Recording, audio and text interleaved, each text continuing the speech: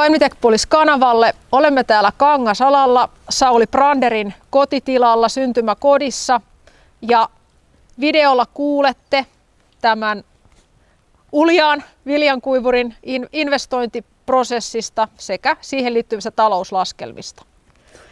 Sauli Brander, olemme täällä Kangasalalla sinun syntymäkodissasi ja tässä takanamme kohoaa uljas uusi kuivuri, niin voisitko kertoa, että miten Envitec-Polis on ollut mukana siinä, että me nyt saatiin pystyyn tähän kotitilallesi? Joo, mulla tuli alkuvuodesta tuli ajatuksia pikkuserkun kanssa, että molemmilla oli vähän pienet kuivurit ja oli tarkoitus hankkia uusi yhdessä ja tosiaan yhdessä kilpailutettiin ja mentiin sitä kautta eteenpäin ja totta kai siinä vaiheessa tuli sitten tavallaan investointituki ja siihen liittyvät laskelmat ja sitä kautta tuli sitten kuivuritoimittajan kautta niin yhteys teihin ja Envitec-Polisiin ja sitä kautta saatiin paperit tehtyä eteenpäin ja on kyllä tosi tyytyväinen, että tuli vähän sillain extempore suunnitelmat, että lähdetään rakentamaan ja vähän nopealla kiireellä tarvittiin myös sitten siihen likvilaskelmat ja muut tarvittavat paperit, mutta ne järjestyi ihan tosi kivasti sieltä teidän kautta. Ja ilmeisesti myös investointitukihakemus meni sitten heti kerrasta putkeen. Joo, tuli hyvää palautetta sieltä ELY-keskuksestakin, että paperit on kunnossa ja aika sujuvasti ne kaikki meni sinne, täytyy sanoa. No kerrotko nyt vielä, että mitä viljaa tässä kuivataan?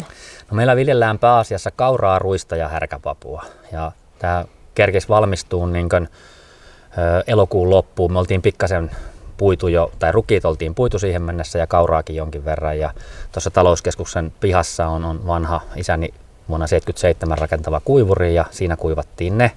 Mä pystyn edelleen käyttämään sitä kuivuria ja tämä uusi sitten otettiin käyttöön muistaakseni 25.8. ja pääsato kaurasta kuivattiin ja varastoitiin tässä uudessa kuivurissa.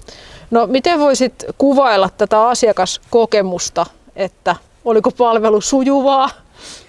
Joo, oli sujuvaa. Et sinänsä täytyy tietenkin aloittaa siitä, että oli hyviä tyyppejä, että huomasi, että oltiin heti samalla taajuudella ja itse asiassa mä en ollut tavannut heitä etukäteen, puhelimessa oli puhuttu. Teamsilla hoidettiin aika paljon, että oli hyvä portaali, missä pystyi täydentämään tietoja puolin ja toisin.